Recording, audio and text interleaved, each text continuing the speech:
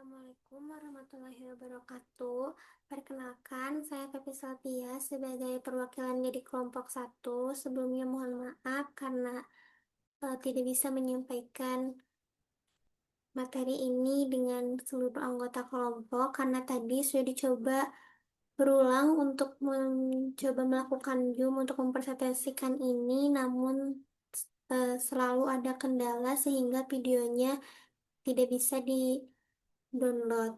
Oleh karena itu, saya sebagai perwakilan di sini akan mewakilkan teman-teman untuk mempresentasikan analisis dan kritisi jurnal berbasis evidence-based medicine mengenai efektivitas jahe pada fungsional dispepsia. Sebelum masuk ini untuk anggota kelompoknya. Nah, sebelum masuk ke jurnal, kita perlu mengetahui dan memahami terlebih dahulu apa itu fungsional dispepsia. Fungsional dispepsia adalah gangguan fungsi saluran cerna bagian atas tanpa kelainan organik yang jelas dengan gejala nyeri epigastrium, kembung, mual, cepat kenyang, rasa penuh setelah makan. Penyakit ini cukup sering terjadi karena menurut WHO penderita dispepsia di dunia mencapai 15-30% setiap tahun. Prevalensi di Asia sekitar 8-30% dan di Indonesia sebesar 11,3% dari keseluruhan penduduk. Biasanya, fungsional dispepsia ini terapinya hanya diberikan PPI, antasida, atau prokokinetik. Namun memiliki keterbatasan di mana tidak semua pasien membaik, respon terapinya juga bervariasi dan potensi efek samping jangka panjang. Untuk alasan pemilihan jahenya, karena jahe ini mengandung senyawa aktif gingerol, sagaol, dan memiliki efek antiinflamasi, antioksidan, dan gastroprotektif, dapat meningkatkan motalitas dan pengosongan lambung, membantu mengurangi gejala mual, kembung, nyeri epigastrium, dan rasa penuh setelah makan. Mudah diperoleh, relatif aman, dan telah lama digunakan sebagai obat tradisional. Untuk memahami pemanfaatan jahe pada fungsional dispepsia ini, kita perlu mengetahui patofisiologi pada fungsional dispepsia. Normalnya, setelah kita makan, lambung akan mencerna makanan dan mengosongkan secara bertahap menuju usus. Namun pada pasien fungsional dispepsia sering terjadi gangguan motalitas lambung. Kondisi ini menyebabkan munculnya gejala seperti mual, kembung, cepat kenyang, dan rasa penuh setelah makan. Di sini, jahe bekerja dengan membantu memperbaiki proses tersebut, di mana jahe meningkatkan gastrik empetik dengan mempercepat pengosongan lambung sehingga mengurangi retensi makanan, meningkatkan motalitas lambung, adanya efek antiinflamasi yang mengurangi peradangan pada mukosa lambung dan hipersensitivitas visceral, memodulasi reseptor serotonin 5-HT3, dan memiliki aktivitas antioksidan dengan menetralkan radikal bebas dan melindungi jaringan lambung dari kerusakan oksidatif. Ini referensi jurnal yang kita ambil, kita menyusunnya dari berdasarkan jurnal utama dan jurnal pembanding. Jurnal utama yaitu penulisnya Argawe et al. Pada tahun 2023 dipublikasi di Journal of Multidisciplinary Healthcare dengan penerbit The Medical Press dengan judul The Effect of Ginger Supplementation on the Improvement of Dyspeptic System in Patients with Functional Dyspepsia. Sedangkan jurnal pembandingnya kita mengambil dari Food and Function pada 2025 dengan penulis Yang Beck et al. Penerbitnya pada Royal Society of Chemistry dengan judul Efficacy and Safety of Stemmen Ginger Extract for Gastric Health, a Randomized Double-Blind Placebo-Controlled Multicenter Clinical Trial. Ini untuk parameternya sama-sama menilai efektivitas dan keamanan suplementasi pada pasien fungsional dispepsia.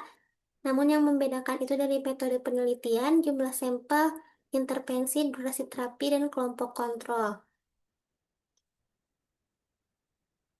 Tujuan kami menganalisis dua jurnal tersebut, pertama untuk mengkaji mekanisme aktivitas jahe dalam memperbaiki gejala fungsional dispepsia, membandingkan efektivitas klinis jahe berdasarkan hasil penelitian kedua jurnal, menganalisis dosis dan regimen terapi yang digunakan pada masing-masing penelitian, mengevaluasi profil keamanan, efek samping, dan toksisitas penggunaan jahe, dan menilai kualitas metodologi penelitian, tingkat validitas, potensi bias, dan kekuatan evidensi berdasarkan prinsip EBM. Di sini metodologi penelitian untuk jurnal utama yang menggunakan before after clinical study, di mana sistem penelitiannya pasien diberikan terapi jahe dan diamati sebelum terapi dibandingkan setelah terapi untuk mengetahui perubahan gejala setelah penggunaan jahe. Namun kelemahannya karena before after clinical study ini tidak ada kelompok placebo, jadi resiko biasnya lebih tinggi. Sedangkan pada jurnal pembanding, dia menggunakan metodologi randomize, di mana pasien dibagi secara acak menjadi kelompok herbal dan kelompok placebo. Adanya juga double blind untuk mengurangi observer bias dan mengurangi placebo effect. Lalu ada placebo control untuk membandingkan efek herbal dengan efek sugesti. Di sini ada alur pada jurnal utama di mana pasien fungsional dispepsia diseleksi subjek penelitian berdasarkan kriteria inklusi dan eksklusi yang telah ditetapkan. Pemberian suplementasi jahe, peserta mendapat 2 kapsul jahe 540 mg per hari selama 4 minggu. Monitoring gejala dan tolerabilitas, perubahan gejala dispepsia dan kemampuan pasien mentoleransi terapi dipantau secara berkala. Lalu adanya juga evaluasi efek samping dan perbandingan sebelum dan sesudah terapi. Untuk alur pada jurnal pembandingnya, pastinya untuk pasien fungsional dispepsia juga, namun adanya screening untuk pemeriksaan awal, adanya randominasi, ada statement Ginger ekstrak versus placebo, kelompok intervensi menerima ekstrak jahe kukus, sedangkan kelompok kontrol menerima placebo. Terapinya juga selama 12 minggu dan evaluasi gejala dan keamanan. Lalu ada analisis statistik. Di sini ada hasil klinis dari kedua jurnal. Untuk jurnal utama, terlihat hasil penurunan frekuensi gejala fungsional dispepsia setelah 28 hari diberi suplementasi jahe. Penurunan paling besarnya terlihat pada epigastric pain dengan skor 66,7% menjadi 37,3%. Lalu ada early safety dari 78,4% menjadi 54,5%. Untuk jurnal pembandingnya, seluruh subcourse GSRS, nyeri abdomen, indication reflux, dan total skor GSRS menurun secara signifikan pada kelompok yang diberikan ekstrak dibanding placebo 12 minggu. Tidak ada perbedaan signifikan dan semakin tinggi skor menunjukkan gejala lebih berat sehingga penurunan skor menunjukkan perbaikan gejala. Dapat disimpulkan bahwa kedua jurnal menunjukkan perbaikan gejala setelah pemberian jahe, namun jurnal pembanding memiliki desain penelitian yang lebih kuat karena ada kelompok kontrol, placebo, dan randominasi. Ini untuk hasil statistiknya. Kedua jurnal menunjukkan bahwa jahe berpotensi memperbaiki gejala fungsional dispepsia, namun jurnal pembanding memiliki evidence lebih kuat karena menggunakan desain RCT Double Blind Placebo Control Trial. Durasi terapinya juga lebih panjang dengan perbandingan placebo, serta analisis statistik yang lebih lengkap. Ini untuk hasil jurnal utama, ini untuk jurnal pembanding, dan ini skor GSRS yang didapatkan pada jurnal pembanding. Kelebihan pada jurnal pembanding dan jurnal utama. Mohon maaf.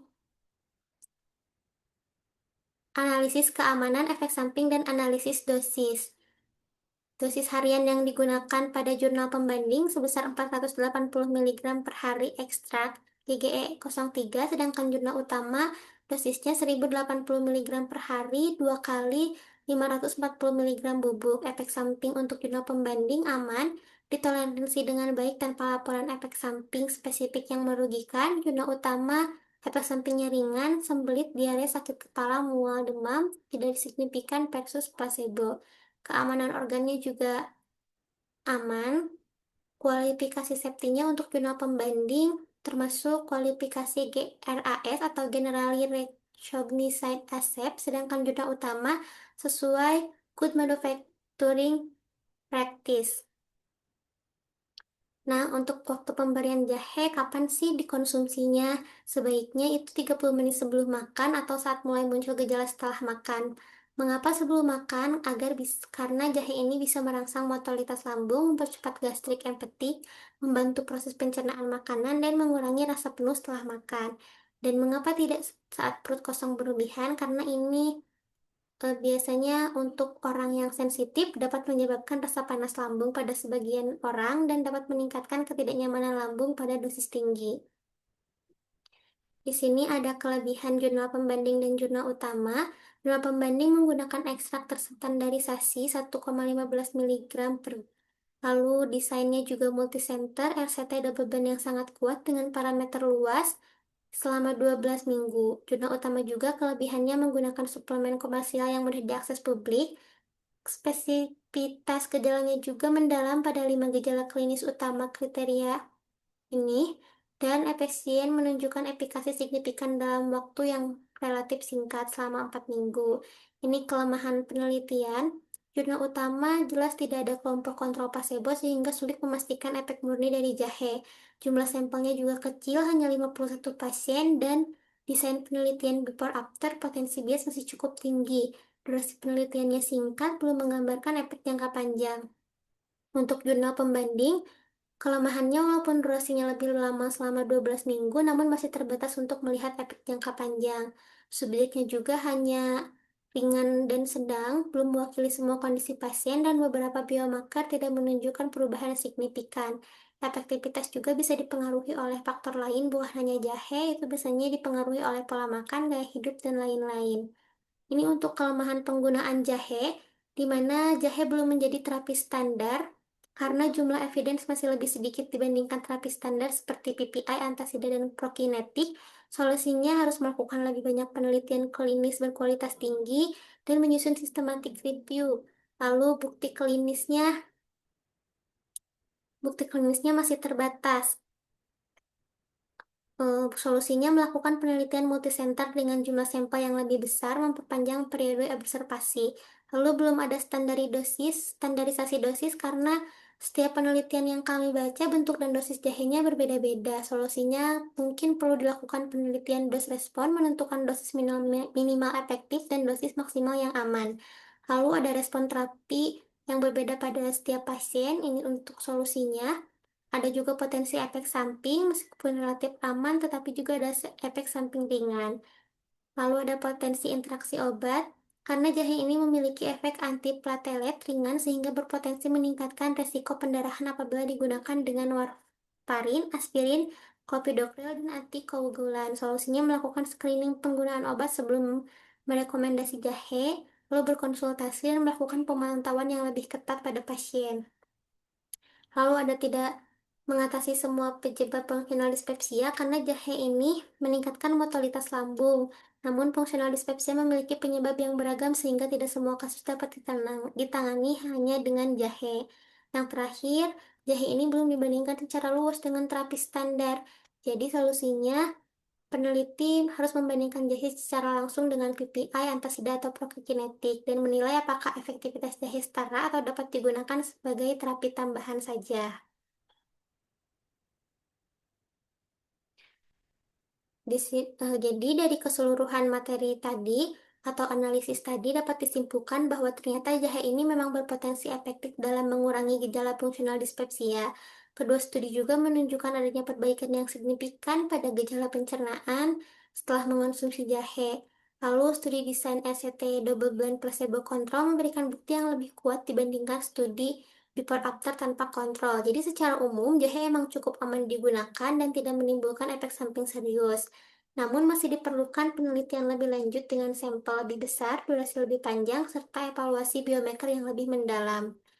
Nah, berikut untuk daftar pustakanya, mungkin sekian yang dapat saya sampaikan sebagai perwakilan kelompok 1. Mohon maaf apabila terdapat kekurangan dalam penyusunan maupun penyampaian. Saya tutup. Wassalamualaikum warahmatullahi wabarakatuh.